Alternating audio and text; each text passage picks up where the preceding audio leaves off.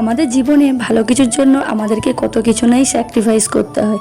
ওই যেমন ধরো জীবনে খারাপ কিছু ঘটে ভালো কিছু আসার অপেক্ষায়, সেরকম আমাকে দেখো আগের ফোনটায় আমার বলতে গেলে প্রায় 10 থেকে 15টা মিনি ভ্লগ আর কি রেডি করা ছিল, সময় সুযোগ বুঝে তোমাদের সাথে শেয়ার করব ভেবে, আর সেগুলো আর পোস্ট করা হয়নি। আর এখন তো মানে কি বলবো, নতুন ফোন আসার আনন্দ থেকে মানে পুরানো ফোনটাকে হারানোর কষ্টটা বেশি। আর এই এত ব্লগগুলো যে আর পাইনি, তোমাদের সাথে শেয়ার করতে পারিনি, তো সবসময় তো আফসোস করছি। যাই হোক, সবসময় তো আর পুরানো জিনিস নিয়ে পড়ে থাকলে হবে না, কিছু ভালোর জন্যই তো কিছু আর কি ত্যাগ করতেই হয়।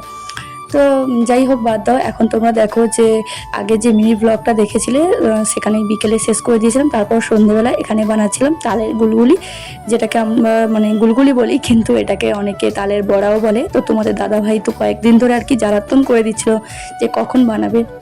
আর আমি যেহেতু মায়ের কাছে গিয়েছিলাম, তো মামনি বলেছিল যে আমি ফিরে এলে বানিয়ে দেবো। তো মামনি এত পিঠে টিঠে এই সমস্ত দিকে ভালো পারে না, আর আমিও কখনো করিনি, তবে এখানে এসে চেষ্টা করে করেই বানাই। তো সবার ভীষণ ভালো লেগেছিল। তো প্রথমে কিছু ভেজে রেখে দিয়েছিলাম অল্প মিষ্টি দিয়ে, কারণ আমার শ্বশুরমশাই মিষ্টি খেতে পারে না, তার জন্য। আর তারপরে একটু মিষ্টি দিয়ে আমাদের তিনজনের জন্য এখানটায় বানাচ্ছিলাম। আর প্রথমবার বানাচ্ছিলাম, কিন্তু বেশ ভালোই বানিয়েছি, আর আমার তো নিজের ভালো লেগেছে আর সবারও বেশ ভালো লেগেছে। তো তোমাদের ভিডিওটা কেমন লাগলো কমেন্টে জানিও, আর কারা কারা তালের বড়া খেয়েছো সেটাও জানিও।